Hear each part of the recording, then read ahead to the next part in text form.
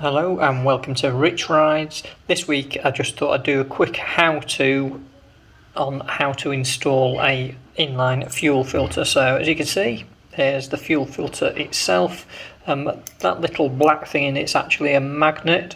If I try and demonstrate with something metal, you'll see that follows that. Reason being, if any bits of metal obviously or rust come into your fuel filter, they'll stick on that rather than go through, so that's quite a good little addition. You'll also see that it's got an arrow, so that's the way the fuel flows, so you have to make sure you install it the correct way round. The other things are these little hose clamps. I'm not a fan of these, I prefer Jubilee clips, but we'll see how we get on with those. And you'll also see that I've actually got some new pipes because the pipe on the bike I'm going to replace it on is really badly perished. So now we'll take these parts and go and fit them on the bike. So now we're at the bike. As you can see, this pipe has really perished, so I want to replace that, and that's got those small clips on as well. One thing before you start, you want to make sure the fuel tap is switched to off before you do this too.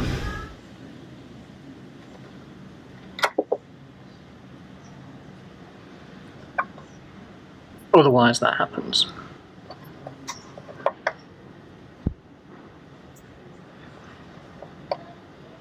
And as you can see, this fuel tap doesn't seem to switch off in any position.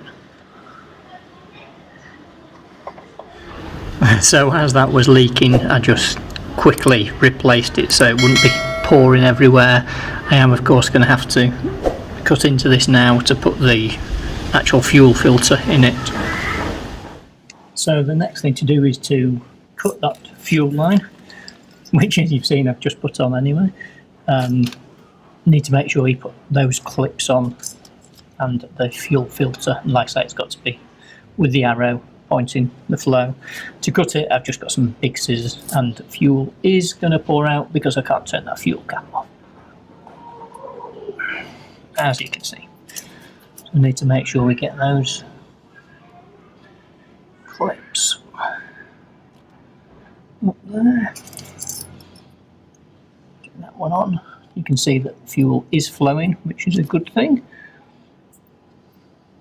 Put the other side on. That's now on. And just move that into the right position. Make sure they're fully pushed on. And again, you can see that fuel is in there, which is obviously a good thing. What I might do is actually shorten those. I'll try it like this anyway, but I think I'll probably shorten these anyway, so that that's a nicer fit. But that's it. So that's as simple as it is. It's probably one of the easiest and quickest jobs you can do, but really worthwhile, especially on an old bike like this where you get rubbish in the tank. So I've been having a problem with this where rubbish has been going and making the float stick, so I keep having to clean out the float chamber. So that's it anyway. Hopefully that's useful for people, and see you again next time on Rich Rides.